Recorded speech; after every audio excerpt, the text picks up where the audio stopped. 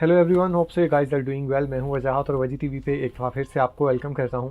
As you guys know that I have already uploaded a lot of stories related to haunted dolls on my Instagram. So वो आप लोगों को काफ़ी अच्छी लग रही थी। देन आई डिसाइडेड कि मुझे उसी टॉपिक पे वीडियोस बनानी चाहिए। आज मैं आप लोगों को कुछ हॉन्टेड डॉल्स के बारे में बताऊंगा, लेकिन ऑफ कोर्स ये डॉल्स उससे डिफरेंट होंगी जो इंस्टाग्राम पे मैं स्टोरीज ऑलरेडी अपलोड कर चुका हूँ। सो मज़ीद टाइम ज़ाया किए बगैर वीडियो को शुरू करते हैं।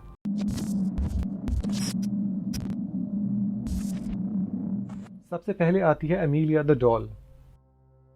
इस डॉल की सबसे पहली ओनर एक औरत थी जिसने इसे 1994 में ख़रीदा। वो एक 100 साल पुराने घर में रहती थी और वो इस डॉल की बहुत अच्छे से केयर करती थी। ना तो वो इसे धूप लगने देती थी और ना ही उस पर कुछ डस्ट वगैरह पड़ने देती थी। लेकिन इसने फील किया कि कुछ देर बाद चीज़ें बहुत वियर्ड होने लग गई हैं। जैसा कि जब इसने डॉल को ख़रीदा था तब उसकी आइज़ ब्लू कलर की थी, लेकिन सडनली उसकी आइज़ का कलर ग्रीन होने लग गया और एट द एंड उसका कलर नियॉन ग्रीन कलर का हो गया था। स्टार्टिंग में तो इस चीज़ को इग्नोर करती है, लेकिन फिर और चीज़ें अजीब होने लग गई। जैसा कि उसके घर से किसी बच्चे के रोने की आवाज़ें आती थी। अब वो फुल फेड अप हो गई थी और उसने पैरानॉर्मल इन्वेस्टिगेटर को बुलाया। उस इन्वेस्टिगेटर ने उसे बताया कि ये डॉल हॉन्टेड है। वो औरत काफ़ी डर गई थी और उसने डिसाइड किया कि इस डॉल को ईबे पे ऑक्शन पे लगा दिया जाए। ऑक्शन पे लगाने के बाद ये ईबे पे हाईएस्ट व्यूड आइटम बन गई और फिर एक आदमी ने इस ऑक्शन को जीत लिया। लेकिन वो आदमी बिजनेसमैन था और ज़्यादातर काम की वजह से अपने घर से बाहर रहता था, इसलिए उसका उस डॉल से ज़्यादा इंटरेक्शन नहीं हुआ था। एक दिन वो अपने काम से बाहर जा रहा था, लेकिन उससे घर कुछ भूल जाता है और जब वो वापस आता है तो देखता है कि हॉलवे में वो डॉल खड़ी है और हंस रही है। अब वो आदमी भी इससे पीछा छुड़ाना चाहता था, इसलिए उसने भी इसे ऑनलाइन बेच दिया। काफ़ी देर तक ये डॉल डिसअपीयर रही, लेकिन बाद में पता चला कि आजकल ये डॉल एक पैरानॉर्मल इन्वेस्टिगेटर जिसका नाम टीजे है उसके पास है। उसके बाद आती है ओकीकू डॉल। ये डॉल 1918 में जापान में एक 17 साल के लड़के ने तब खरीदी जब वो अपने सिटी से बाहर एक एग्जीबिशन के लिए गया था। उसे ये डॉल काफ़ी अच्छी लगी क्योंकि उसने एक ट्रेडिशनल ड्रेस पहना हुआ था और उसे लगा कि ये डॉल उसकी 2 साल की सिस्टर के लिए एक काफ़ी अच्छा गिफ्ट है। वो इसे ख़रीदता है और घर आके अपनी सिस्टर को देता है। उसकी सिस्टर भी इससे बहुत अटैच हो जाती है और उसे ये डॉल काफ़ी अच्छी लगती है और वो इसका नाम ओकीको रखती है। अब वो हर टाइम इससे खेलती रहती है, इवन सोते वक्त भी वो इसे अपने पास रखती है। लेकिन अनफॉर्चुनेटली एक साल बाद 1919 में जापान में येलो फीवर आता है और उसकी वजह से उसकी सिस्टर की डेथ हो जाती है। अब उसके घर वाले ये डिसाइड करते हैं कि उसकी डेड बॉडी के साथ ओकीकू डॉल को भी बरी कर दिया जाए, लेकिन गवर्नमेंट इस चीज़ के लिए अलाउ नहीं करती, इसलिए वो डॉल को अपने घर रख लेते हैं ताकि उसकी यादों को ताज़ा रख सकें। कुछ देर बाद उन लोगों ने देखा कि उस डॉल के बाल बढ़ते जा रहे हैं। पहले उसके बाल सिर्फ शोल्डर्स तक थे, लेकिन अब बढ़ के वो उसकी वेस्ट तक आ गए थे। वो लोग इस चीज़ को देख के काफ़ी हैरान होते हैं, लेकिन बाद में चीज़ें और एक्सट्रीम होती जा रही थी। जैसे उनके घर से अजीबोगरीब आवाज़ें आने लग गई थीं और लाइट्स भी ऑन ऑफ होने लग गईं। वो लोग इस चीज़ को देख के काफ़ी डर गए थे, इसलिए उन लोगों ने ये डिसाइड किया कि इस डॉल को अपने एक पास वाले टेम्पल जिसका नाम मेनन जी है वहाँ पे दे दें। आजकल ये डॉल वहीं पे पाई जाती है जहाँ उसे एक बॉक्स में रखा गया है। उसके बाद आती है ब्लाइंड फोल्डेड डॉल। ये डॉल सिंगापुर की एक काफ़ी बिजी स्ट्रीट में मिली जहाँ पे ये एक दरख्त के नीचे पड़ी हुई थी और लोगों ने देखा कि इसकी आंखों पे एक ब्लाइंड फोल्ड है। इसने सिल्क के कपड़े पहने हुए थे और उस पर काफ़ी निशान लगे हुए थे। इसे देख के ऐसा फील हो रहा था कि जैसे कोई गलती से यहाँ पे डॉल छोड़ गया हो।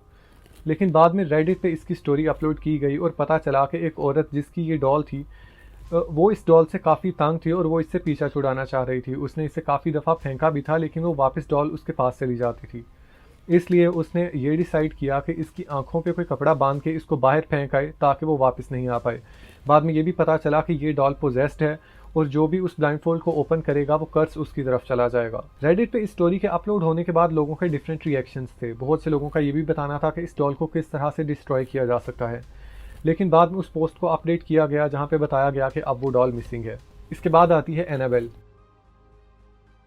अगर हॉन्टेड डॉल्स की बात की जाए तो एनाबेल को बिल्कुल भूला नहीं जा सकता, लेकिन मैं आप लोगों को ये बताता चलूँ कि जितना ईवल इसको मूवीज़ वगैरह में दिखाया गया है, एक्चुअल में ये इतनी ईवल नहीं थी और ना ही दिखने में इतनी हॉरिफाइंग थी।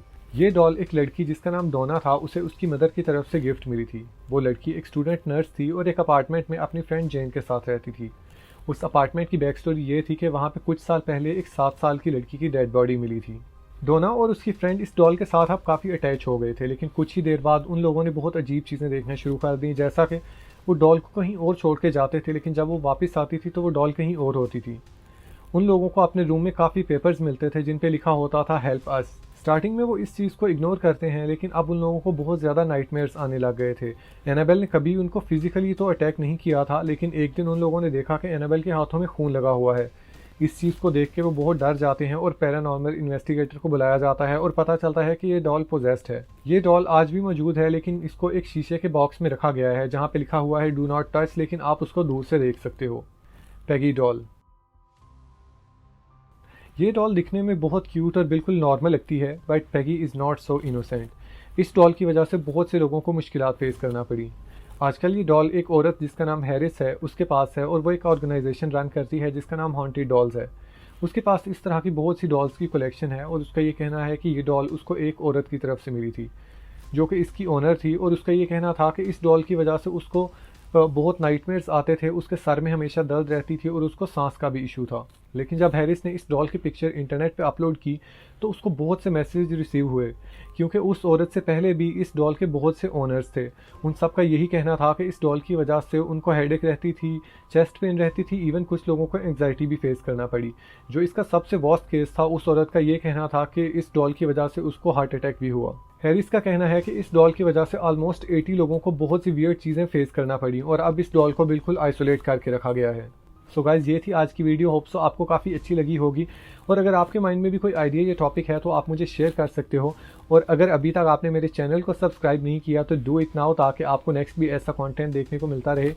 सो नेक्स्ट वीडियो तक अपना बहुत सा ख्याल रखिएगा। तब तक के लिए बाय।